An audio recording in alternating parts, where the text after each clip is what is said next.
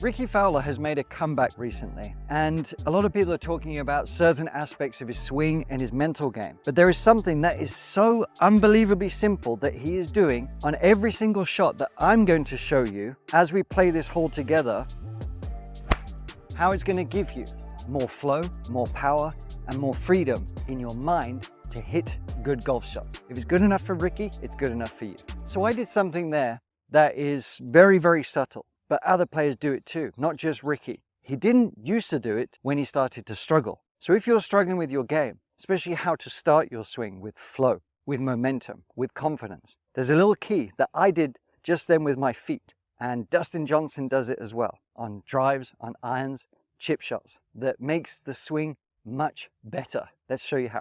So I've just finished a workout and I thought it would be a pretty good time to actually talk to you about something that I've been using quite a lot recently, and that is the supplements that I've been using for a few months now. For those of you that know me and the Art of Simple Golf, I like to only recommend things that I've used for some time and I can actually say with 100% confidence they are worth it.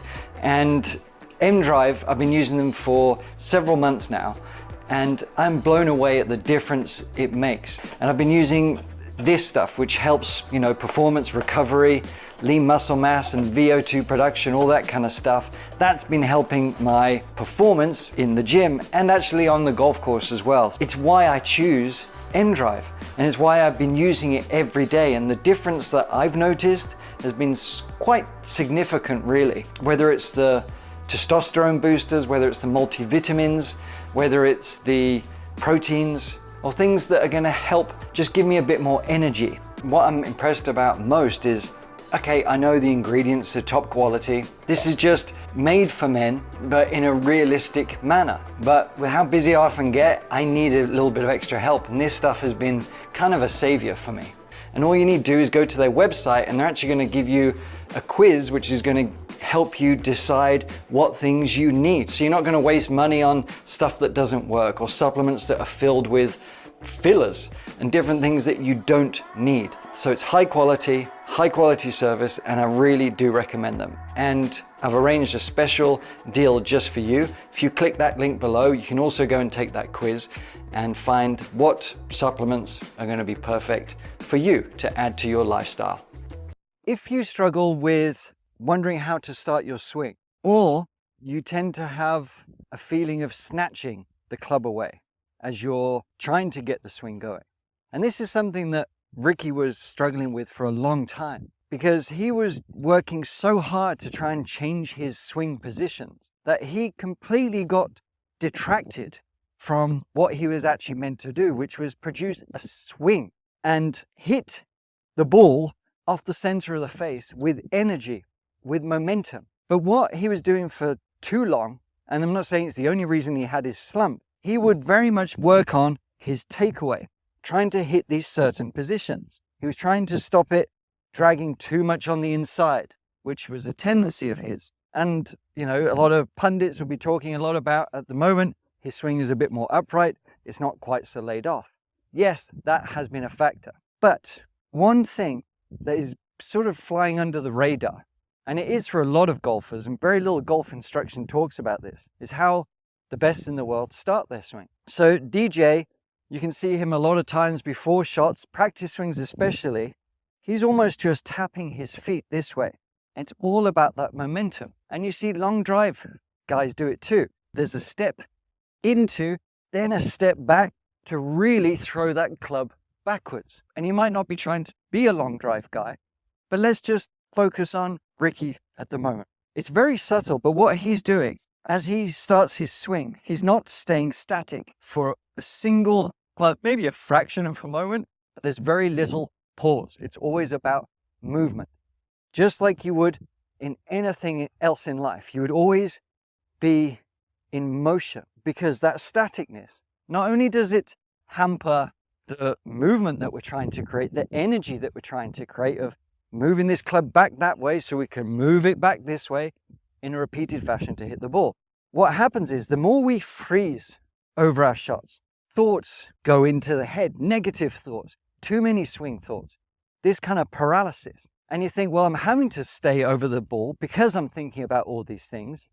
Or you're pausing over the ball too long, which allows for these things to happen. So if you start making it a little bit more reactionary, that is going to be a big key for you, because golf is a static sport. We're not reacting to someone throwing something at us and hitting it. We have to kind of start the reaction, the response of what we're trying to do. The more we can do that, the better it's going to be. So the way we can do it is twofold. One, you can practice first, is after you've chosen your shot, you've got your point where you want to hit it, you take your grip, and as you set up to the ball, you're going to put your feet down, you're going to get your aim correct, one look, and then you're going to hit. No pause. Doesn't mean you're rushing, but there's no pause, no hesitation, no time for fear to enter your brain. It's a very fluid motion. We walk into it, we step, we look, and then we swing, okay?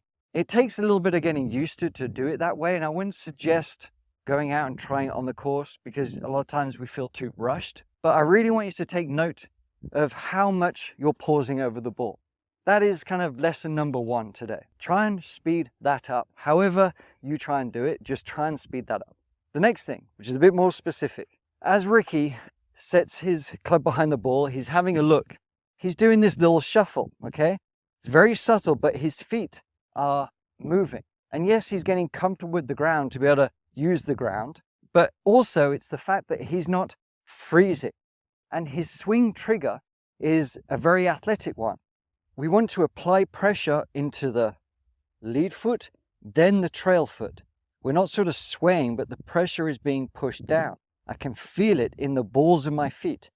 And I go forwards to start coming backwards. And then the transfer to make my way back down is the feet apply pressure to the front foot as well. So exaggerating, it's tap, tap, tap.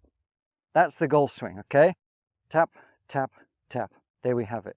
But he's doing this all the way through, and I want you to do the same. Pick my line, my feet are moving, push, push, push. And there we have it. And it works on chip shots as well. Here's just another example. Marcus Hellikild from Denmark, a really fantastic up-and-coming golfer. He has one of the best swings and one of the best coaches, Andreas Carli, around. His swing might look beautiful and perfect, but it is simple. And one of the reasons that it is simple and so reliable is because it's based on movement. And as you can see here, he's using his feet constantly to keep the width, to have the trigger, to have everything in motion and starting from the ground, to go back and forwards. There's very little passive movement. Reduce the pause, increase the consistency. So we've just overflown the green a little bit, but it's a good time to show you that even with putting or chipping, not being too static and freezing over the ball to snatch things away is really going to help, because we want fluid tempo. And using the ground, using your feet to always be in motion, for the whole action to always be in motion, is going to make things a lot easier. Just start putting this into practice and play. Notice what you're doing. Notice how much you're pausing over the shot. And if you can reduce it and use your feet like DJ, like Rickie Fowler, like Marcus Hellikild, I promise you will find unparalleled consistency. Let me know how you get on. Now, if you want to have the backswing work much easier and better, check out this lesson next. It's going to give you everything you need to have a reliable movement after you start your swing.